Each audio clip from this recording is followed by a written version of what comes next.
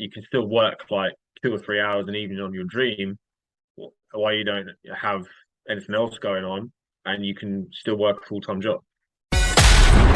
Inspiring you to reach your goals and live your dream. This is the Keaton Nelson Show. Alrighty, guys. I have a very special treat for you, especially if you like to sleep.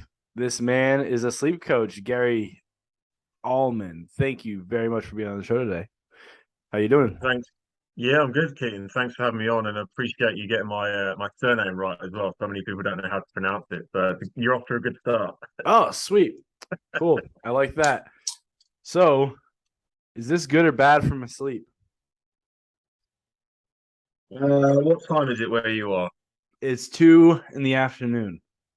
Yeah, I wouldn't recommend drinking that at 2 in the afternoon, personally. Okay. Cool, man. Yeah, man. I recommend cutting off caffeine around midday. And then if you're going to bed, if you plan on going to bed tonight at midnight, it can work. But ideally, the caffeine longevity in your system needs to be probably given 10 to 12 hours to kind of dissipate in some category, at some degree.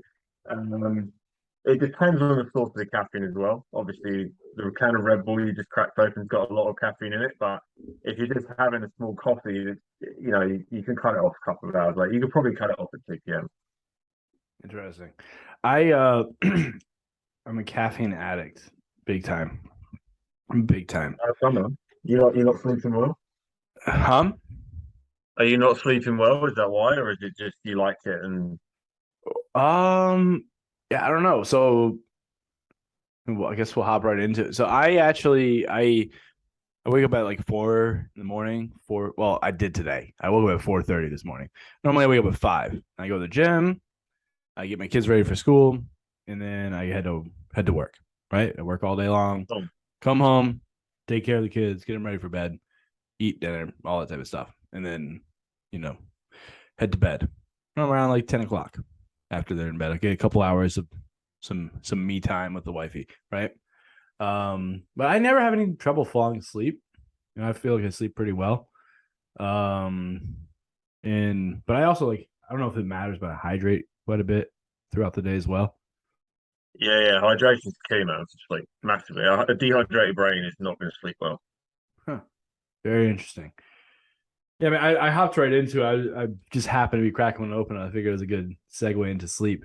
Yeah. But yeah, I'd like to, before we get more into that stuff, I want to get to know you. Where are you from, man? Yeah, so I'm from the UK, more specifically England. I live about 30 minutes north of London in a town called Bedfordshire. And yeah, I've been coaching sleep now for the past 2 years officially, as like the only thing I do. I used to do mindset and kind of health coaching, and now I predominantly do sleep. And yeah, it's been a hell of a ride, man. Not many people know how to fix their sleep, and it's always an interesting topic for people. And it's something that I've had trouble with myself years ago, so that's why I got into it. And that was the main kind of, like you say, segue into what I do now. I had my own health struggles with sleep, had burnout, had loads of weight gain, and just struggled with chronic fatigue, trying to kind of juggle a full-time job and sort of get my ambition of being a business owner slash entrepreneur off the ground. And I didn't know how to prioritize things, and ultimately kind of burnt me out. So yeah, this is something I'm extremely passionate about, helping people understand the importance of it, and not talking primarily from a duration point. I'm talking about maximizing the quality and actually making sure that your sleep is plugged into your genetics as well, because we do DNA testing with our clients, so we know they're sleeping in the right pattern rather than just guessing. So it removes a lot of the problems that people experience with sleep. And yeah, it's something that I have kind of reverse engineered myself because I've had those issues, and it's something my business partner and I do work on with a lot of clients. Very cool. So,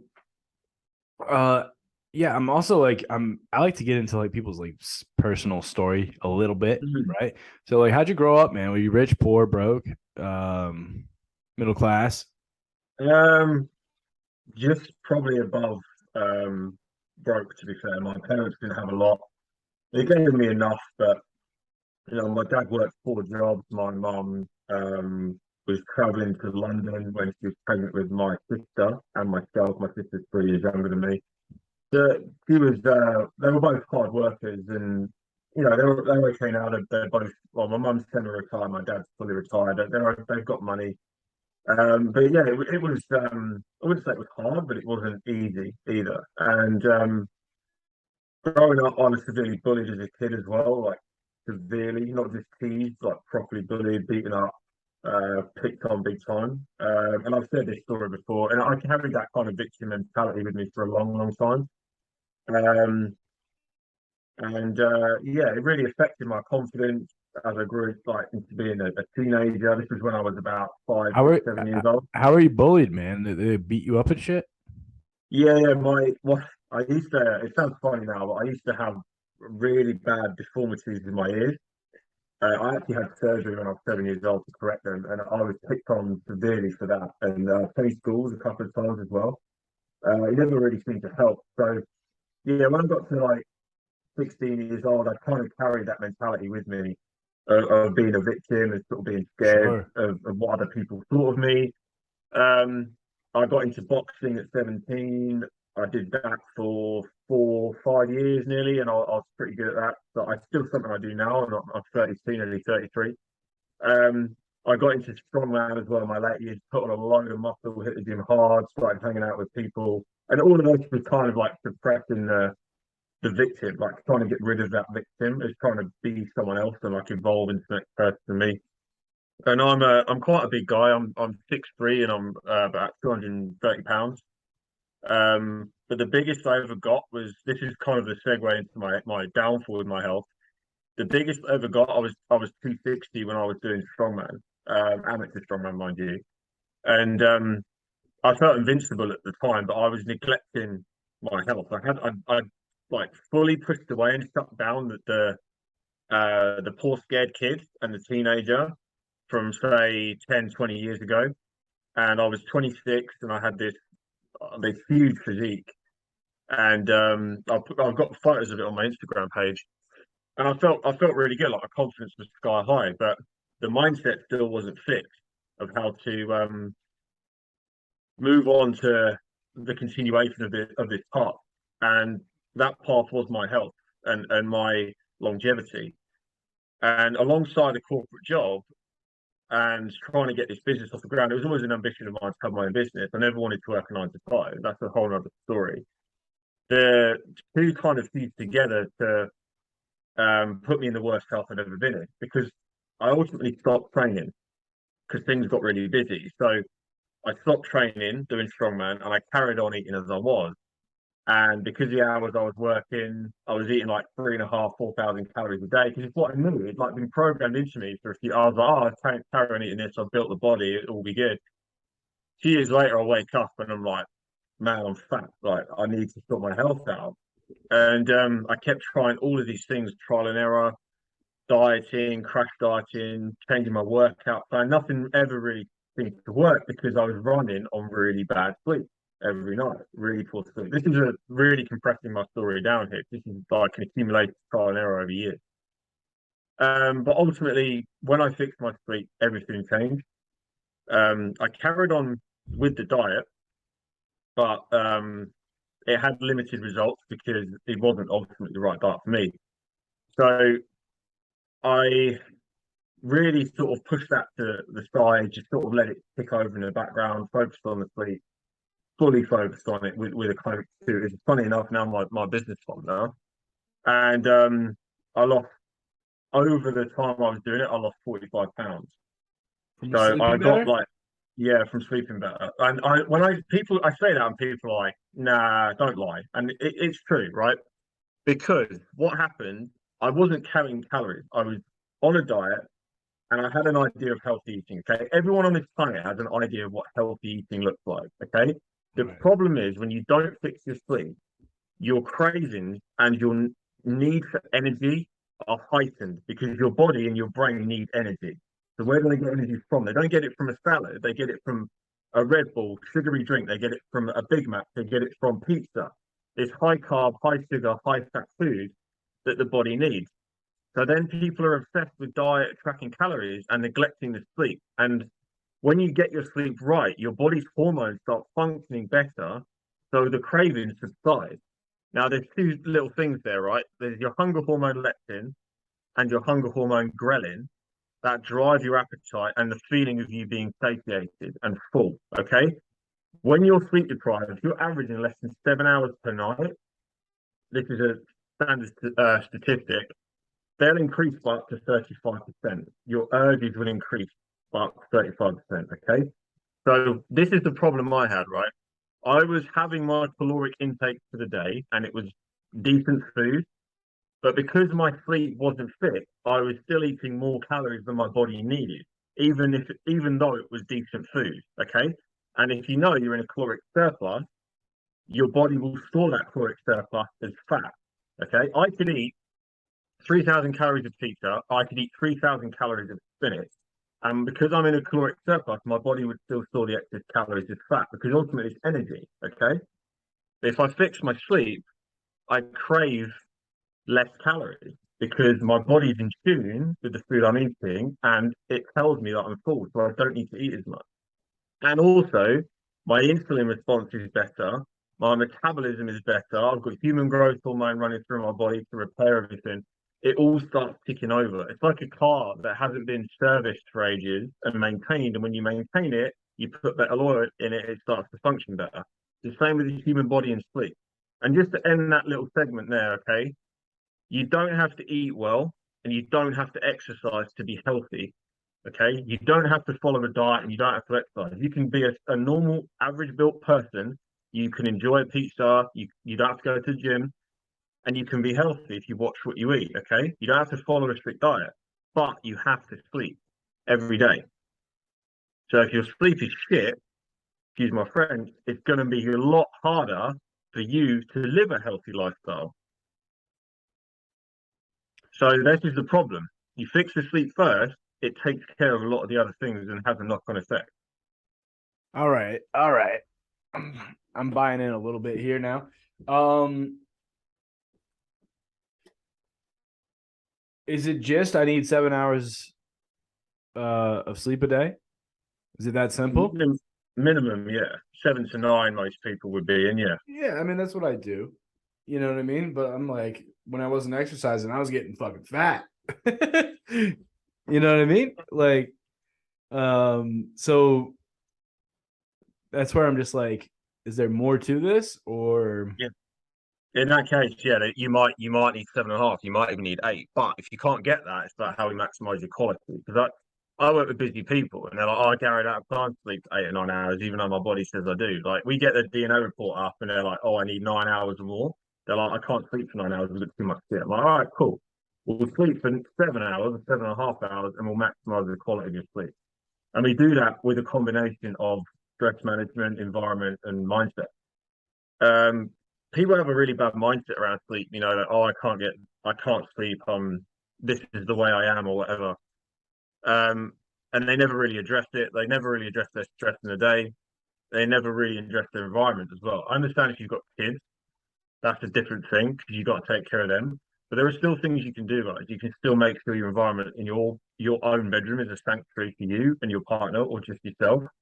You can make sure that you manage your stress during the day and your body is not deficient in stuff. Now it's hard to tell if you're deficient without doing a blood test, I understand that, but you can still have supplements, you can still have magnesium, you can still ensure you get enough sunlight to get vitamin D. If you don't live in a sunny part of the world, take a vitamin D supplement. Those two things, magnesium and vitamin D, are crucial for sleep. cool? And then there's the other side of it, because magnesium, number one, it helps with stress and the balance of your nervous system. So if you're deficient in magnesium, like a lot of Americans are deficient because of what's in their food, primarily, not so much in Europe. I think it's around 82% of Americans are deficient in magnesium. Maybe that's why I keep getting fat. It's just because I live in America and the food is shit. Well, it's the culture in that country, man. Like, I don't want to speak bad of America because I do coach a lot of them, and they're lovely people. I love the country, man. I fucking lived there for 6 months, you know. But in 2013, I lived there. But yeah, the whole society, the society and the balance of society and state is like it's greed a lot of the time. Like there's far too trains everywhere. Like you it's convenient every single shop you go into, every single drive-through, everything's convenient for you. Like save time, and that breeds a lazy lifestyle. And to break free of that is very difficult. And it's not your fault all the time. You know, it's hard to break free of the norm, and it's becoming that way in the UK where I am right now. You know, you go to London, you go to Birmingham, you go to Manchester, Liverpool, all the big cities in England, they're all going that way because one, it makes money for corporations, and two, the governments profit off that as well. So it's harder to break free of that cycle. So you've got to take charge of yourself and ask yourself questions. You know, am I doing these things, doing the basics of sleep? If you are, cool, let's go a little bit deeper. Then we can look at other stuff. But it's an awareness as well. It's what goes back to what I said about mindset. It's an awareness of the fact that you do get 7 hours that you wake up and you still feel tired. All right, that's a problem because you shouldn't really feel tired on 7 hours of sleep. If you have an extremely high need for sleep and you're an extremely physically active person, then yeah, you probably you probably need to sleep for 9 hours or 10 hours, but you can still get great sleep and live a great life from 7 hours. I get 7.5, 7 hours and 20 most nights. I'm golden. That's what my body needs. And I know how to maximize the quality of it. By the way, this isn't my bedroom. This is my office, on my spare room. But my bedroom upstairs on the third floor is a sanctuary of sleep. Like my wife and I, that's it. That's just sleep. There's no technology. There's no phones. Nothing. It's just our environment. We've got kids coming. Like my wife's pregnant during December. Congrats. Thank you, bro. We appreciate that. But we're gonna. I know from my expertise, and obviously I've been doing this for a few years now, how to kind of mitigate that with a child. Like we've spoken about things in deep depth. It's like, okay, this will be your day, this will be my day. We'll sleep at this point. My missus will sleep at that point. In an ideal world, that's what will happen, right? But we understand things change. But it's like it goes back to the basic thing of awareness, man. If you don't have kids, are you aware of how your lifestyle is affecting your sleep? How's your job? That's what I was about to ask you. Yeah, man. So during the week, I'm like, I'm good. I get my full hours, full. I mean, I'll probably fall asleep between 9 and 10, wake up around 5. I mean, how many hours is that? Well, 9 to 5 is 8 hours. Yeah, I mean, like that's pretty good, right? That's good, man. It's a good routine. Yeah, yeah. Between 7 and 8 hours, right? Yeah. But what happens when I stay up late on the weekends? I'm drinking, I'm watching TV, I'm watching the fight. If I'm like, I travel a lot. I was just in Vegas, Nice. but we were just up like all night long. You know what I mean? Then I come back. It did take me about 2 days till I felt fully rested again, and quote unquote fully rested, right? I always wonder, like, did people just wake up just feeling fantastic? Nobody I work with ever wakes up and within the first 2 seconds of opening their eyes feels fantastic. In the first 5 minutes, maybe, or the first 10 minutes. But yeah, it's a myth that you need to jump out of bed in the morning. It's interesting what you say about staying up late in the weekends, because this is one of the biggest things that a lot of people struggle with. They're like, oh yeah, I'm consistent with my routine. Say they work a 9 to 5, right? Or not on entrepreneur that I coach, they're in charge of their own schedule. So they have their deep work hours, they may have their sales, they have their meetings, etc. They structure their day, and then the weekend they chill out a bit, they get a little bit blasé, they go to bed 2 hours later, they wake up an hour later, right? So 3 hours. 2 days, it's a 6 hour difference, okay? Now that's equivalent of me traveling from here to New York. Okay, you're 5 hours behind in New York to London, right? So that's equivalent to me traveling 5 time zones.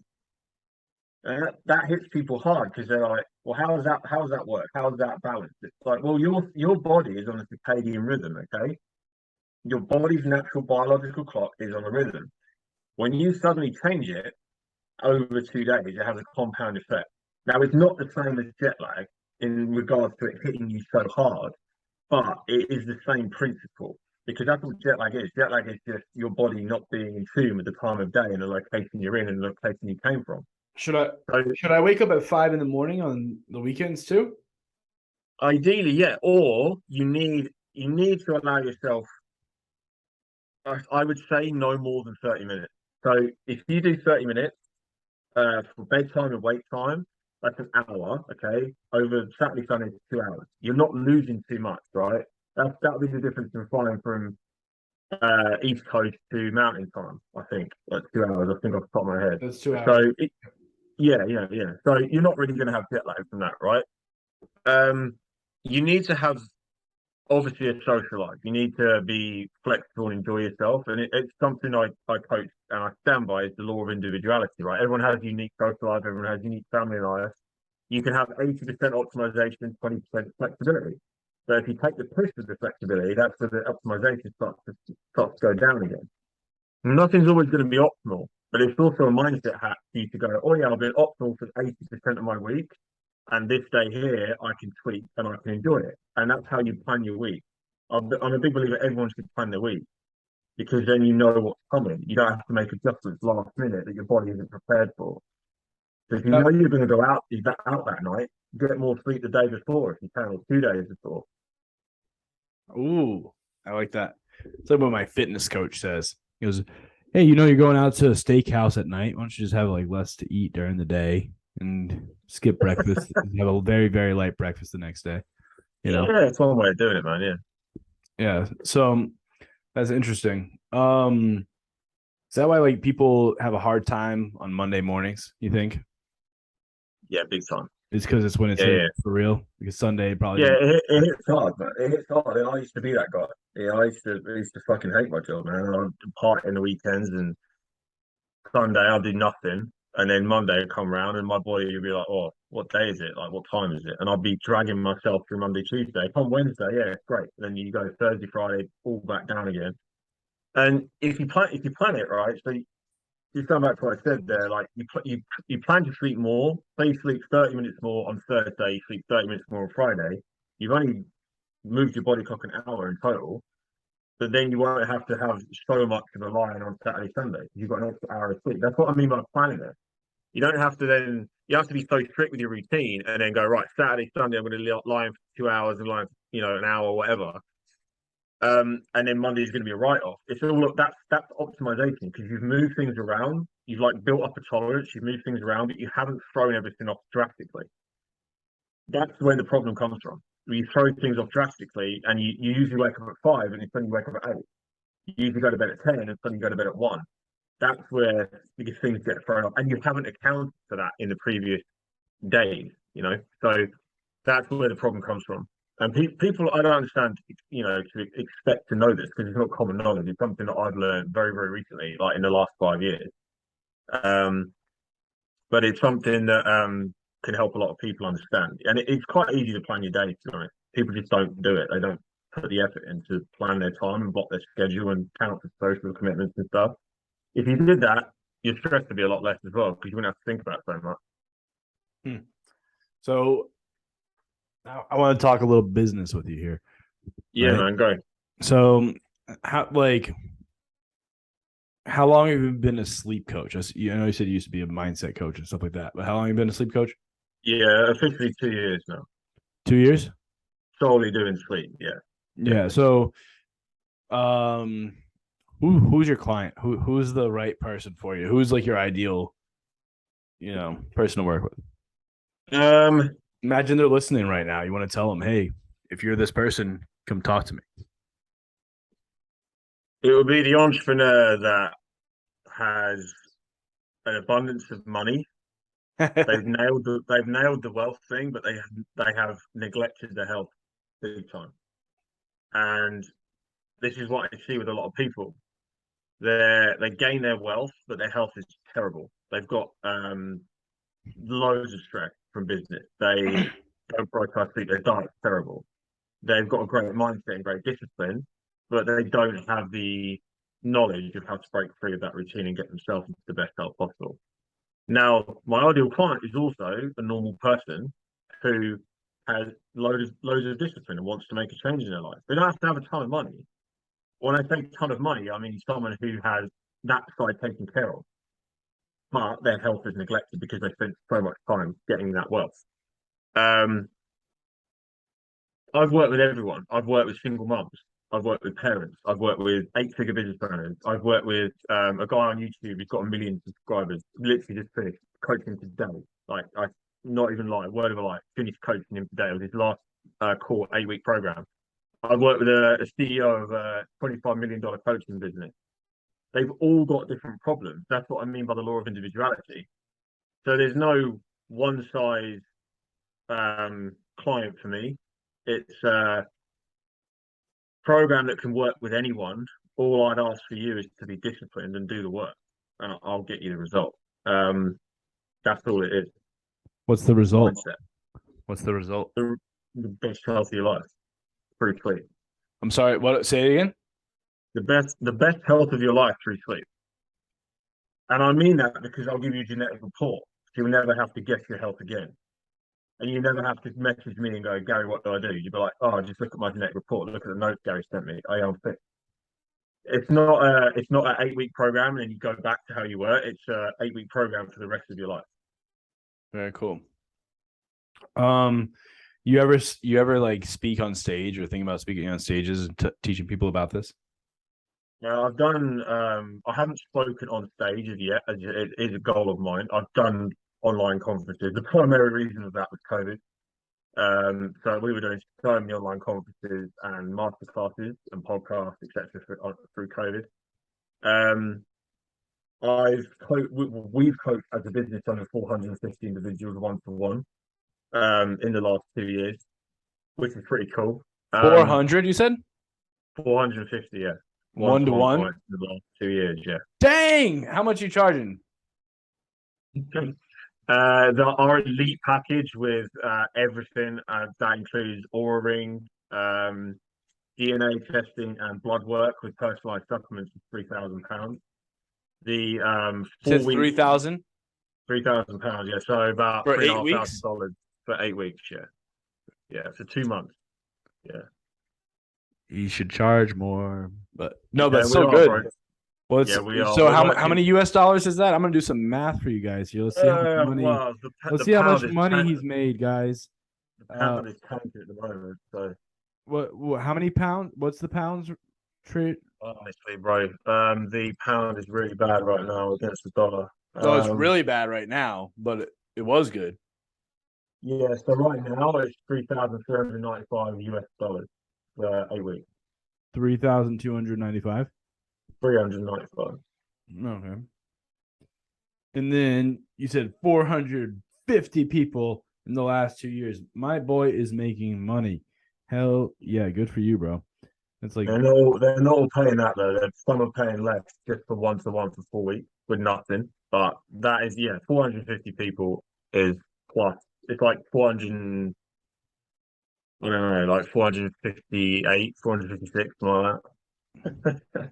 so how many how much do you pull in a month?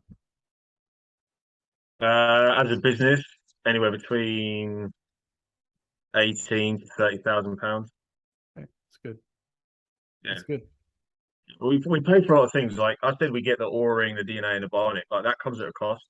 Like we are increasing prices. We're a new business. Like we've had to gain traction. Like we've been doing it for 52 years. So we're gaining 450 traction. people is not a small feat. That's a lot of clients. Yeah, man. We've had a lot of early days. We had a lot of like really low ticket kind of earn testimonials and our Stripe stuff. Yep. And then now we're charging a lot more for the elite people we work with. Testimonials are on my Instagram for people like that because they're the ones that stand out. Worked with a guy recently who has a multi-million-dollar consulting business in Mexico called Redbox Consulting. He's a fantastic That sounds guy. familiar. You said Red Fox? Redbox Consulting, yeah. Red Mexico Box? City is their headquarters.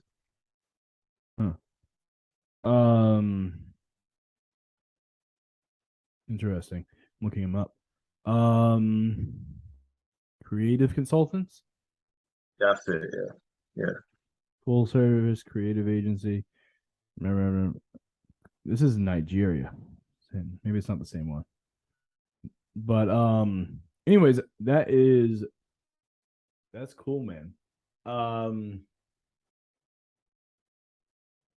Is it a bitch not being able to like predict your income because it's like because it's not recurring? Yeah. We don't have any recurring revenue yet. We're not going to monopolize a Facebook group or monetize a subscription service or anything like that. We have a Facebook group. We have it for coaches, and we help teach their clients and them how to sleep better. We do that as a course, which is like dirt cheap. But we're not going to charge them for that. We do the stuff one to one. We build a reputation via one to one, and we leverage the network of the people we work with. So, like I said, the guy on YouTube with nearly 1 million subscribers, I can get into his network and Yeah. leverage business that way. So, yeah. What is you mentioned you said 8-figure business. This is what always gets me, right? Yeah. When someone says 8-figure business, what does that mean to you? It means the value of the business is 8 figures, not they're doing 8 figures in revenue. Oh, very interesting. Okay. Yeah, when people say I'm doing 8 figure, I'll run an 8 figure business. It's like, okay, well, what's the value of the business? What's the turnover? And what's the profit? Because it's a whole different thing. Okay. There are businesses, especially like educational tech businesses like mine. You can do 1 million a year, and they would value that business at like 15 million because of what you're doing and the potential for growth. Because it's technology. Technology is always changing. Doesn't mean your business is 8 figure as a revenue. It means it's 8 figure potential valuation. So Oh, yeah, you have to get it valued first to really kind of flout that online when people say, "Oh yeah, it's 7 figures." damn. It's like, I got well, a is it? 7-figure business then. Yeah, Look at that. Who knew? No, because like in my head, I'm like, you got to be doing 7 figures a year to be, or 8 figures a year to be saying that you're an 8-figure business, or you know what I mean? That's what I was thinking. yeah. Because Yeah. Well, they're both valid, man. They're the both other valid one, points. the other one that gets me is that life, people are claiming it over lifetime sales. Yeah. Nah, nah. No, exactly. And like it's like the Because two comma that's a club. forecast. It's like Yeah, the it's a two com forecast. the two comma club. They're like, oh yeah, look at my 2 comma club thing, and you're like, dude, it took you like 4 years to get that. Yeah, In 5 years, exactly. I'm like, that's not that impressive. Yeah, yeah, man. You know? Yeah, people will say all sorts of shit online. I never flout finances online or anything because all I flout is the results I get for the client and the content and value. Mm-hmm. I don't honestly give a fuck about putting money out there because the money takes care of itself. I care about money, of course I do. Otherwise, I wouldn't be in business. I don't care about saying I run an 8 figure business or I help run Oh an no, 8 figure no. business or whatever. We're not an 8 figure business, but we will be. But there's no point saying it just because, oh yeah, it's in the future. And I'm lying to my audience then. And it doesn't agree with who I am as a coach and a businessman. Oh, totally. And I'm like not asking a liar thing. The big what I there's multiple reasons I'm asking this question. It's also for the listeners who may not even be anywhere Yeah, near this level, right? They haven't yeah, even yeah. they haven't even thought about, maybe they're thinking about owning a business or starting one. But I'm trying to point out that this dude is coaching on sleep, not to discredit anything that you're doing, because it is actually very impactful. Take a lot of time to learn how to do all this stuff and be good at it and actually get results for your clients. That is what matters. I totally get it. But there's people who are waiting tables, breaking their back, doing shit they don't like doing, Yeah, man. where they could be coaching people, helping people, and making, I did the math, if it was his big package, high 6 figures a year in sales. And I get that things cost money. Like, dude, I pay 20 people a week. I pay a lot. It's a lot of money that leaves my hands every single week. But my business is doing a ton of money. You know what I mean? So like, Yeah. I get it, but you're still doing all right. Like you could probably travel just because you want to, right? You could probably just say, "Yep, I feel like going to New York this weekend." Yeah. and you'd be able to pay all your bills. You'd still have all your money in savings, your investments, and you wouldn't be breaking your back. There's people who are living paycheck to paycheck, saying that they can't do stuff because of this, because of that, making up excuses and stuff, where you're literally like a few decisions away and a little bit of hard work from absolutely, like, in comparison to where I was 2.5 years ago, like complete freedom. You know what I mean? Yeah. I like coaching businesses a lot, because they help people. Yeah. They do. That's the goal, man. It's to help people. That was me. That was the guy that you just talking about. Was the guy who was trying to get something off the ground and had ambition, just didn't really know what to do yet, and was every time something failed, was kind of blaming other situations and working a full-time job as well. It was hard, man. And as I said earlier, I did sacrifice my health, but not everyone has to do that. You can still work like 2 or 3 hours an evening on your dream, while you don't have anything else going on, and you can still work a full-time job. But it's just how you manage it. And yeah, I always wanted to be. I always wanted to be an entrepreneur. I always wanted to help people and do stuff. I had this natural kind of gravitation towards helping others. Just didn't really know how to kind of plug myself into an industry, But coaching came along, and I was working a full-time job. I started doing it part-time. This was like 7 years ago. Got a real good interest in it. Leadership coaching at the time, and then it was mindset coaching. It was performance coaching. Then it was health coaching, and now it's sleep.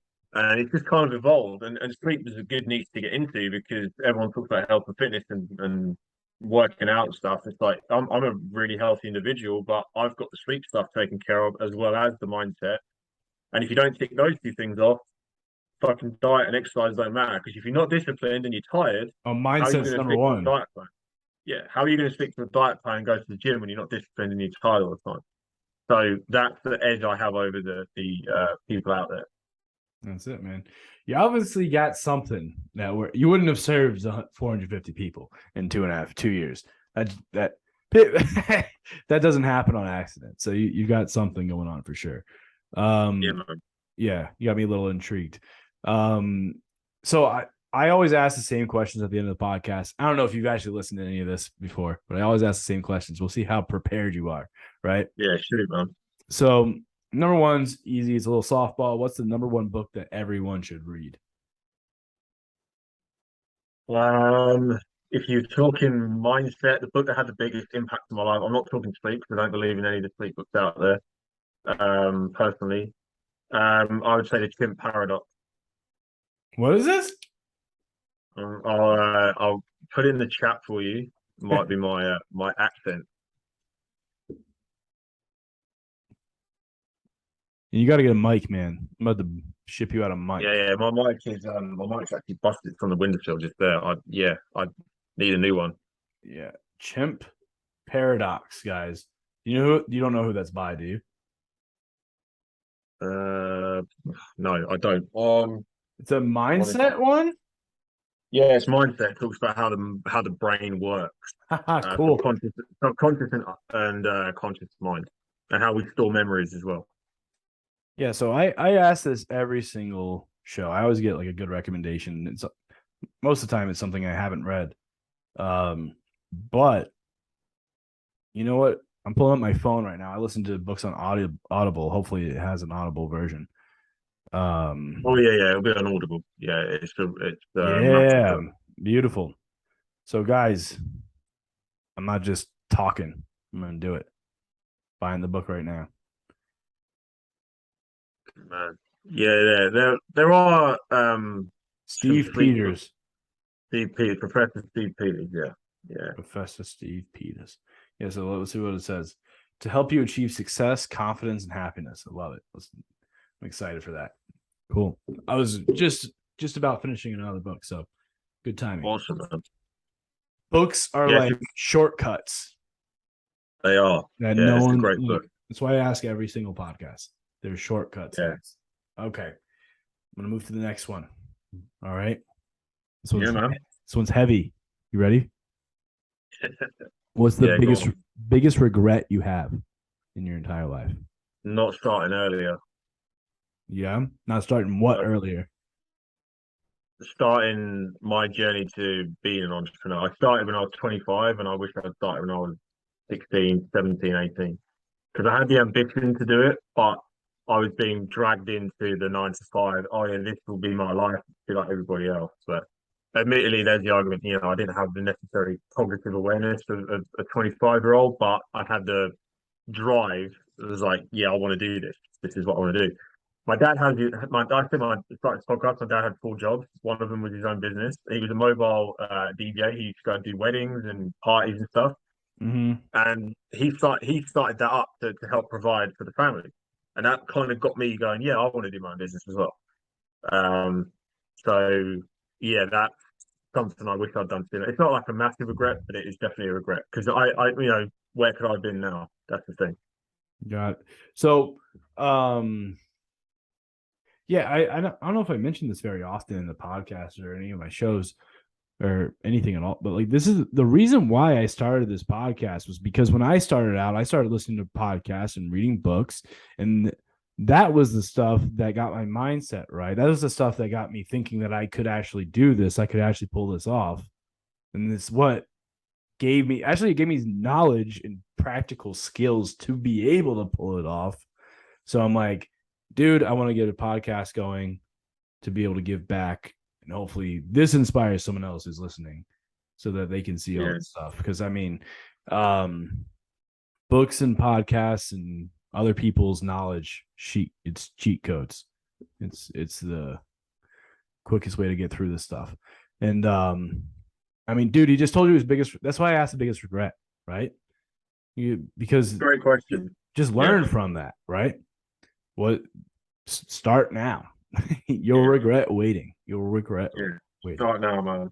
Yeah, you can either be, if you're 25, 5 years time you can be 30, either way, or you can be 30 with something to fucking go for it. You could be 40 or 50. Yeah. Start now. Yeah. Don't wait. Yeah. Okay. This is the one that gets everyone. See if you can do it. See how you handle it. You got to go back in time. You got to go back in time to any age. Mm-hmm. You got to go talk to yourself. You know it's you. That younger you knows it's the older you. You show up there. You got to say 3 sentences and then you disappear. What are the 3 sentences? And I'm really strict about it. It has to be 3 sentences. And then if you want to say why, and by the way, I ramble on in this little bit so you can do a little bit of thinking. I don't know if anyone catches on to that. But if you want to say why you chose those 3 sentences, you can choose to do so afterwards. But I want the 3 sentences first. And what age? What age? Then the 3 sentences. Then if you want to, you can tell us why. Yeah, okay. The age would be 18. So 15 years ago. I would say keep believing in yourself, even though your confidence has been knocked multiple times. I'd also say stop fucking around, get your head down and work harder. And I'd just say keep believing in it because it will get better, no matter how many times you get knocked back. Because that was me at 18. It was the blasé attitude of I've got time, which you do at 18, of course you do. But before you know it, it's 21. Before you know that, it's 25. Before you know that, it's 30. That's why I said earlier when I wish I started sooner, because I didn't have anything to show for it in my age. It was all about party. It was all about, didn't have a good job, didn't have any ambition, didn't go to college. I was smart, but I got distracted too easily. And I kept getting knocked back from applying for good jobs that I wanted. And that's what kind of disheartened me. And I was thinking, I had the ambition to have my own thing, but like I said earlier, it was all about society kind of pushing me into this 9 to 5. And to some degree, my parents as well. So I was like, all right, if I'm going to do a 9 to 5, I'm going to do it to a good level. And I kept getting knocked back. So I was like, well, do I start my own business? Do I study this course? Do I go to college or go to uni, whatever it was? So yeah, just sticking with it, see, and then yeah, stop messing around and yeah, gain confidence because I didn't have a lot of confidence at 18. I didn't, as I said earlier on, in my teenage years, I didn't have much. Yeah, man, very cool. So where can everyone go follow you? Main platform is Instagram, where we connected. Um, it's at the sleep expert, the underscore sleep expert. And then I'm on Facebook, don't really use it much, just prefer Instagram.